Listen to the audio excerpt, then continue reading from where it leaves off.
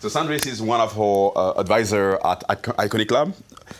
He's also mentor of our company for, let's say, the data chain foundation that we are building. And he have a very clear understanding of what we are building and the bridge we can build between the technology we build and also the application in the field of cryptocurrency. And so I think it's a pretty good introduction for the beginning. Is that good? Yes, good, thank you very much. Maybe why I connected and how I connected with ICO. So I am a serial crypto entrepreneur. So in 2 years ago, more than 2 years ago, I co-founded FIC Network. It's a blockchain infrastructure for bonds, for crypto bonds, so that anybody can issue decentralized bonds. And last year, with my German partners, we established a token, Iconiq Lab. Iconiq Lab at the beginning was token accelerator, and I was very glad that Braincities was in the first batch. And for me, it was always most closest company, and I will tell you later why.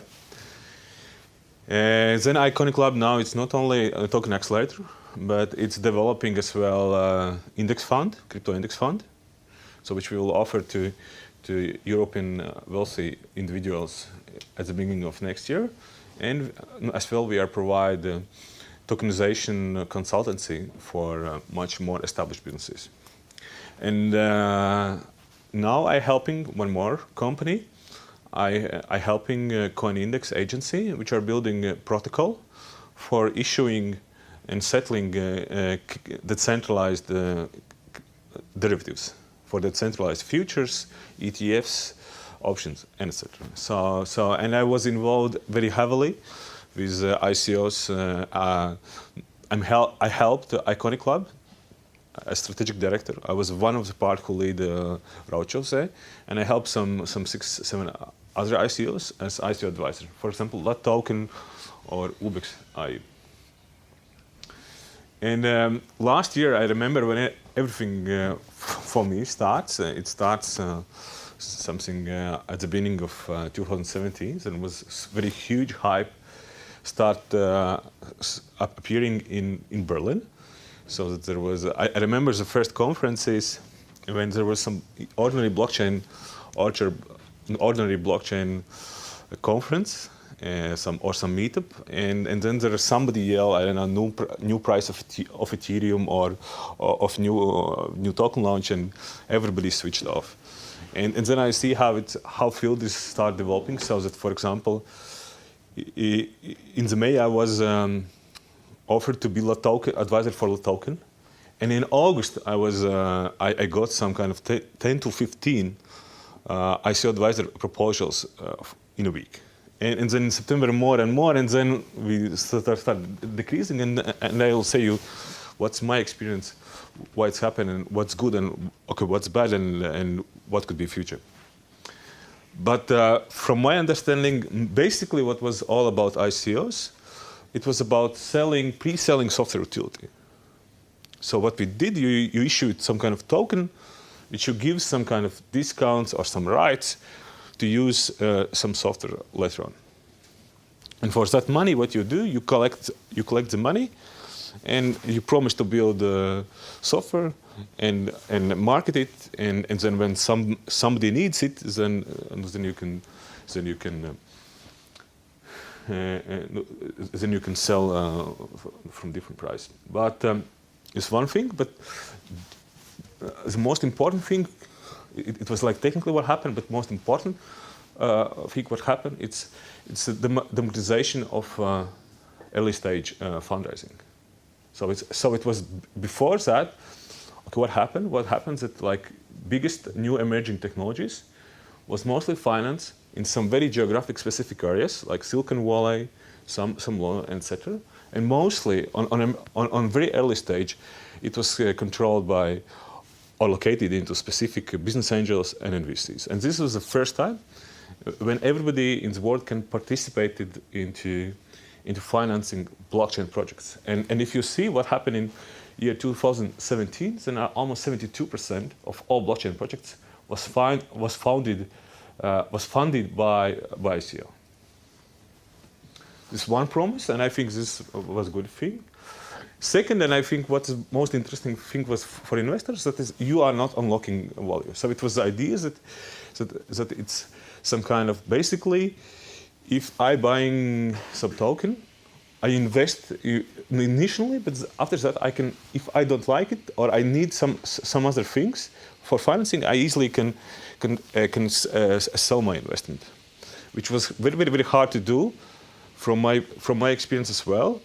Very hard to do in situation when you invest into startup on early stage, and then if you want some kind of sell your investment. So you are mostly before you was very locked into your investment for very long time of period. One thing which was of course very interesting and why to my mind as well was one of the reasons why it's skyrocketing is investments and the price which we're collecting, because of course they are collecting enormously big amounts. Yeah? So most successful ICOs was more than 100 million and etc. And I remember last August it was normal ICO, it was to rise 20 million. So nobody asked even less than 20 million. So 20 million was like a starting point, you know. So when somebody like company comes to you and say, I want to be ICO advisor, then at minimum everybody asked 20 million. There was their target. But what was the interesting thing? It was, to my mind, and it was in Asia. As well, and it somehow confirms this thesis that of course it provides one additional value as well. There are like countries like where there is a huge capital restriction movement. For example, in China, if you are a Chinese citizen, it's very hard for you to invest into United States startups or European startups because there is some control and etc. But through the meaning of crypto, you can do it quickly. And therefore, what you see is that it was like, I think, tendency start more and more of regulation happen at the end of last year and this year. Then you start asking KYC and AML. Then it was interesting that at the beginning of white, when everybody can register to investments, and after that, which go to KYC and AML, some 90% of those participants and funds disappear. So to my mind, this was as well borderless investments, which was some kind of helping some kind of go over some kind of artificially created walls. And this was some kind of something important there as well. But what we see that it's like, what happened? It's like it was boom last year, and it was go on very high February, and now it's going down. And I recently talked with my friends in Hong Kong, and in Hong Kong is a place where what you do in Hong Kong. In Hong Kong, if you do ICO, you're going usually to European company, going to Hong Kong, find some kind of ICO fundraisers in China, because the biggest money is in mainland China, and etc. And I called to those friends, and they said that it's very depressive mood now, and they just suggesting not to do ICO for 6-8 months. The same thing happened in Korea, and I think everywhere. Everywhere is a period when we some kind of, and there's a lot of talks whether ICO are dead or not, or what kind of change could be. But it's definitely that it's some kind of stopping moment. And I think what actually happened, it happens that it's just we have so much expectations. It's just what happened usually with technology or innovations. So we expect too much, what it can give, and now we are just over criticizing too much. And I think that next year everything goes back, but it will transform into different kind of instruments and into different kind of practices. Because I think still what the biggest thing what ICO offers is that I can easily trade seed investment or early stage investments or some kind of investments. So I'm not locked into particularly into particular asset class for long years. This still is a huge benefit. Okay, whether it recover or not, or it recover in a different way, but still it's much better situation when it was before. Of course, if there is liquidity, yes. So it's not all tokens are tradable in a way that not all tokens have some kind of significant amount of volume trade, so that you can sell like very high a lot of huge volume. Second is the objective price, because, for example, I was one company where I have a share. I have around 10% shares, and a week ago, I get a message that on papers, booking papers, my investment is around 250. Theoretical value is 500.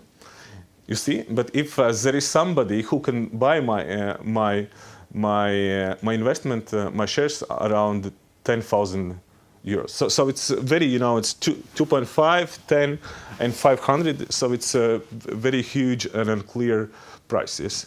So whatever. Again, this all ICO, and if there are tokens on secondary market, it gives much better, precise valuation, and it's still better situation than 2 years ago, or without ICOs. And of course, we know that there is some kind of valuable assets. So it's not like, of course, there is a lot of cases when we are very disappointed. But during 1 year, so that markets has some kind of idea of what's valuable it or not. So because we have some kind of 1 year market memory, and if you see and I did it on March. I did the information. I just some small research. I take 200 most valuable white papers of most valuable tokens, and trying to understand and read them and trying to understand what is value there. And what you see, the biggest value, and then I see on coin market cap. And it's clear things that the value is, at least what is now, is in the centralized protocols. So the decentralized protocols accumulates crypto market value. One thing, and especially the centralized protocols for generic use. So it's infrastructural based. So what performs very badly, it's all different kind of decentralized applications and asset base. Sorry, maybe we should be more clear about some words like value. Yes. You almost explained it with what you followed up. Yes. But maybe we should be clear. Are we talking long-term value here? No, it's about value which market, what is market cap. I just took market cap on the March, on 1 day. And then I just group how much of 200 most valuable tokens. I just calculate all market cap. And then I see what kind of technology it goes. That was. So it wasn't long-term value. It was value on that particular March day. Okay, yeah. Okay? Almost market cap. Yes, market cap. Yes, but I think market cap gives some kind of information of what is worth, which asset or which token is more worth than another. Yes, but as you probably know, for example, with Ethereum, yes.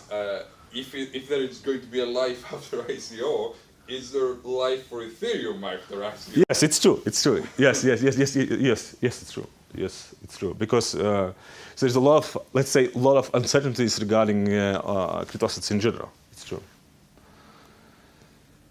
And okay, the one thing is to my mind, and what we see as well, when I was in all over the world, I was in China, Singapore, in Europe as well, in Switzerland. So there is a funds which particularly are interested into protocol tokens. Protocol tokens are one thing which still is very valuable, and second, which is a new buzzword, is about security tokens. So it's about creating some kind of equity similar instruments, but tokenizing them. So there is different kind of variations how you do it, but it's new things which are coming, so that replacing two things, to my understanding. What's important? Protocol tokens are tokens which has the centralized value, and it's mostly value is embedded into the network, so nobody can take it. So regarding all dApps and all companies things, it's always how company. It's about some kind of how company is governed, and therefore for these situations, there is a lot of talks that security tokens are better because you can take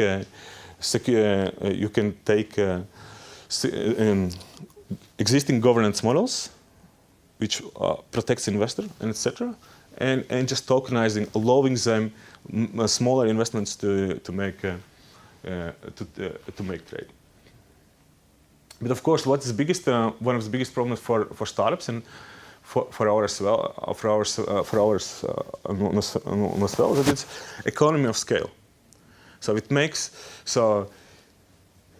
sense. So in order to make a good ICO, somewhere in this May, it cost around 1-2 million. And then what is very interesting as well, there is a post-ICO costs. So this is cost usually what's needed for startup. When startup does, for example, you need sustained value, so you need to go to a lot of conferences. So you need to build a lot of marketing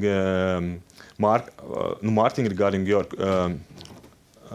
product, and you need a very strong community and always feed community. And then you need, of course, a good exchange. And this all costs money. And I spoke with several, those who issue token, the Bitium one, Lala World, and we all agreed that there's approximately, intuitively at that level, that it doesn't make sense to make ICO or token issue any kind beyond 20 million.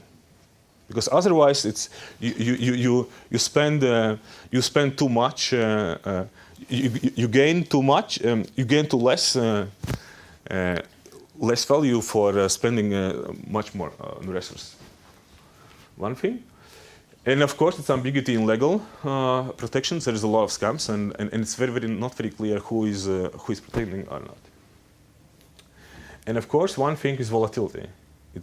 One is not only volatility, because now it seems that what is biggest learning, to my understanding, is that everything is connected with Bitcoin. If Bitcoin goes down, then all asset class almost goes down, and ICOs and new tokens are much harder.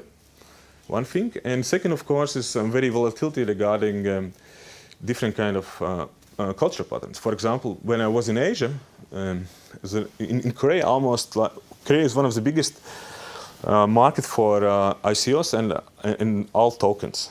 So, and this huge group of people was played by that. So that they are more like they see this like more a little bit gambling activity. Therefore, for them, like 20-30% per day, it's almost nothing they can cope with that. Meanwhile, in Europe, they see more like ICOs and like long-term investment. They're more like hodlers. Therefore, there is a huge differences when somebody like pumps up and different kind of ways, and it goes down, and it's huge volatilities. And then Europe, and for Europeans it's very hard, but for Asians it's more volatility, no more better. And one thing as well, what we see, is of course, we see slowly that there is a new subclass, is AI tokens. So that is artificial intelligence tokens or projects which tokenize artificial intelligence emerging as well. It's still a little bit marginal asset class. You see that there are around 2% of all ICOs money goes there, and it's around 350 million was raised for ICO tokens. And then just my understanding of what could be good scenarios of AI financing.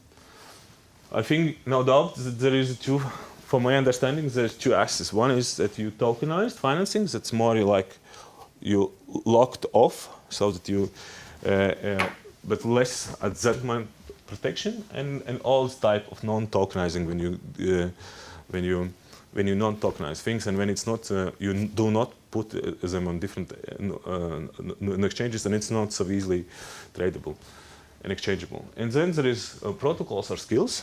So that's, of course, mostly IE projects are developing some kind of skills, but there are some singular net which are more like protocol based.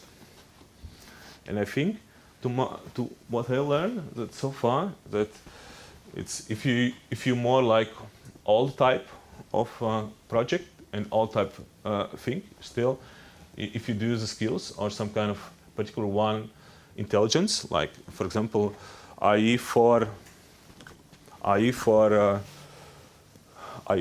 creation service or IE for HR, still it's not so bad idea to use equity. And opposite way, of course, improve a little bit way, it's security tokens, which is could be the huge next thing, but particularly in United States and in US. The second, if you do more protocol things, then you can do more grants, or it's more like traditional way, it was like more open source projects, which was whether subsidized by grants or different strategic finance. And nowadays you can do like singular net like protocol tokens. So it's like you build protocol and you give value to all community, and then you just fundraise this phishing protocol. And to my mind, where still the trend is going, trend will be going from equity to security tokens, because still in future security tokens give some kind of advantages, and it gives one advantage that still it's tradable. Yes, we need a lot of things to do with regarding regulations. Yes, we need to do a lot of things regarding exchanges so that we can list.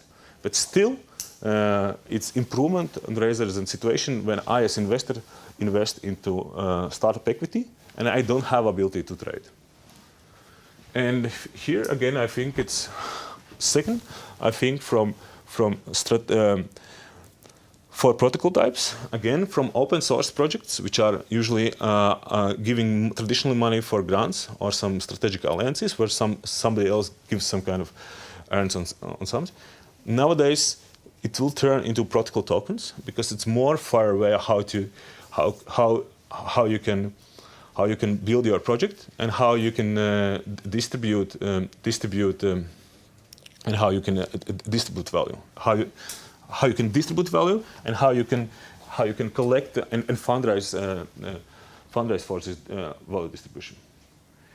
And of course, and there should be as well different new kind of strategies. And I think it's due to different kind of limitations or bad sides of ICOs, particularly of this cost efficiency.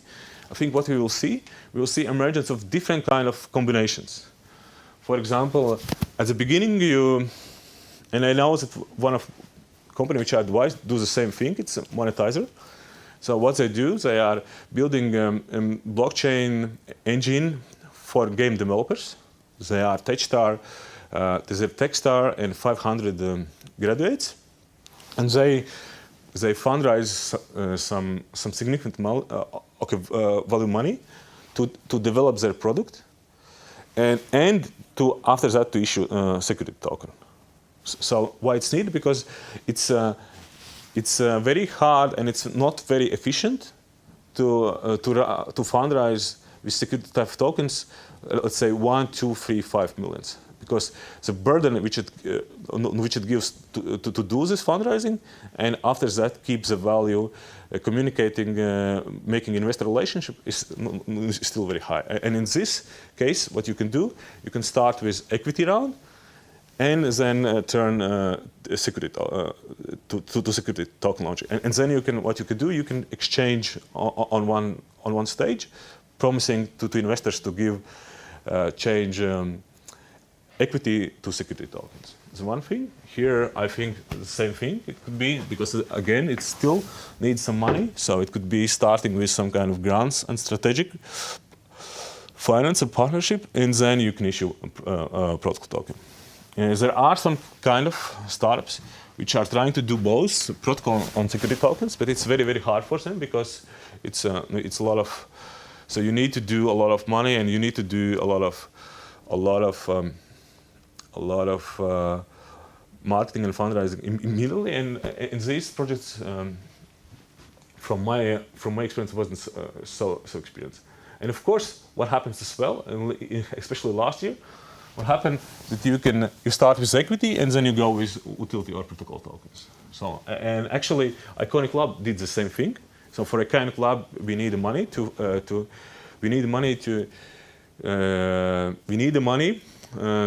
launch our ICO. And what does it mean? At that stage, it was some last year, August, September, November. For us, it means that we need to cover legal costs. It was around, at that time, it was around 50,000 euros. So we need to cover some marketing costs and team costs to roadshows and etc. And which help us that we go to FinLab, which is one of the biggest fintech VC and incubator in Germany, and they invested in our equity. And after that, this help us to issue launch our token sale, and we through our token sale we attracted 3 million new euros. So and this our token is this is classical typical utility type of token. So it means that if you have our token, you have some kind of privileges in our platform. Okay? Therefore, what I see is that it won't be like old world or new world, but it will be in different kind of combinations.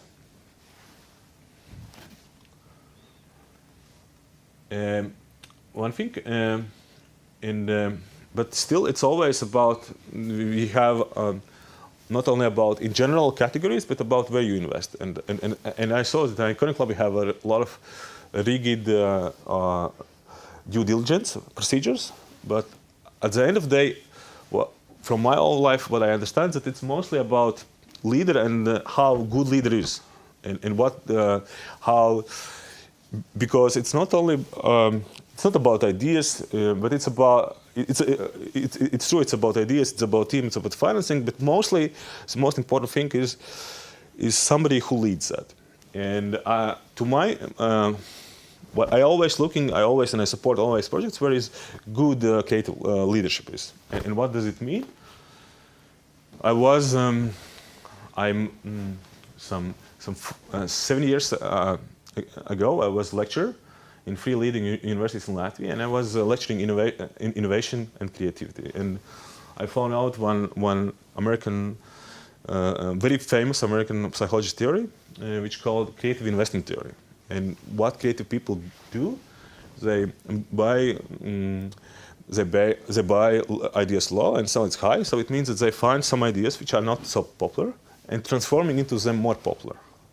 And this is what good creative leader does in an innovative environment, so that it finds some idea which is not very appreciated now, but it's a new one, and turns to make more popular. And I know that the similar kind of connotation or similar idea I found when was one of the shareholders or investors of FinLab. The man said the same thing, that what he looking always in the team is that whether CEO could be like a good missioner. So whether he can attract people and he can attract people and let's say provide and infect all others with their ideas. And I saw that 2 things. And why I came here, because I came here is due to the way that I personally believe that the case is the same thing, because I remember what happened with Vitalik. What actually Vitalik does. Vitalik created and he took blockchain, Bitcoin blockchain, and improve it by adding smart contracts. Smart contracts, it wasn't his idea. It was long ago before written academic paper by Nikos. But what he did, he'd take one very unpopular idea, make people believe it, that it's very important, build it, and widespread it. And I think that my personal belief is this one. That we need to be very honest regarding adoption of blockchain technologies. So of course there was a lot of expectations, and one of the why price correction was so significantly high, so significant, it's that due to the little bit failed expectations. So that particularly blockchain technology is future technology, but adoption will take much slower. And particularly, I believe that pure blockchain technologies are mostly, and the biggest use case will be decentralized finance. Yes, okay. What you see regarding Bitcoin is the money. First generation blockchain Bitcoin is for decentralized money. Second, Ethereum is decentralized banking or depository, and of course there will be decentralized crypto derivatives, etc. Yes.